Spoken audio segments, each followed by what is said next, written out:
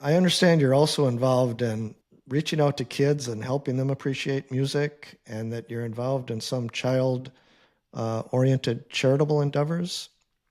Can you tell me about your focus on kids? Yeah. We'll first touch, I guess, on inspiring kids because that's was a big thing for me for music. In elementary school, I had a counselor who taught guitar, and around sixth grade, he brought in some of his high school age students, and they did an assembly in the auditorium, and they just blew the roof off. They like played some Yes and like classic rock, and I'm just like, wow. And I was already big time into music as just lover of music. I mean, probably even from the earliest age of like 6, 7, to where American Top 40 on Sundays. This is Casey Kasem with Casey American Top Kasem. 40.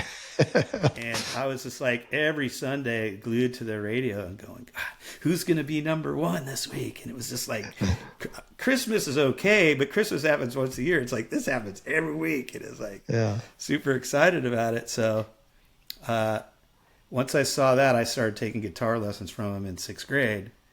And after taking lessons for a little while, I learned some chords, and I even wrote my own songs and recorded some, like I think it was between seventh and eighth grade. He Wow. had a connection with the recording studio, and I used some of my other friends were taking lessons from him, and we had a buddy that would play drums around the corner.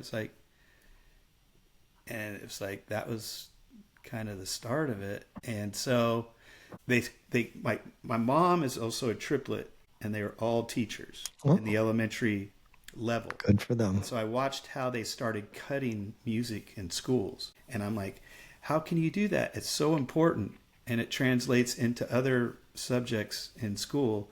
And it's like kids need to be exposed to you know, all these things.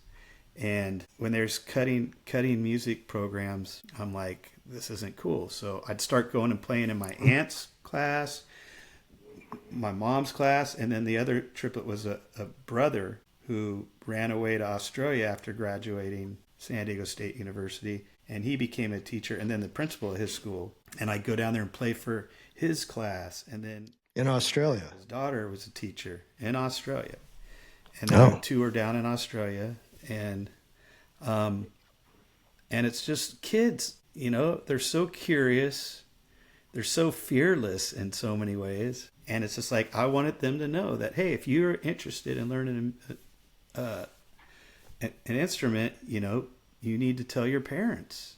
And it's like so anything I could do, and then another thing I did that I kind of learned from working with my friend that had a workshop called STEAM.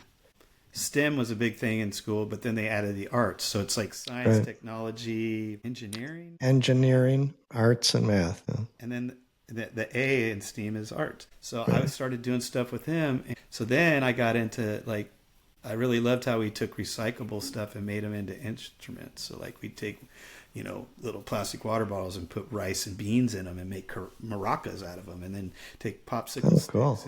and a rubber band and make a kazoo out of them, and then Yeah. wrote a couple songs.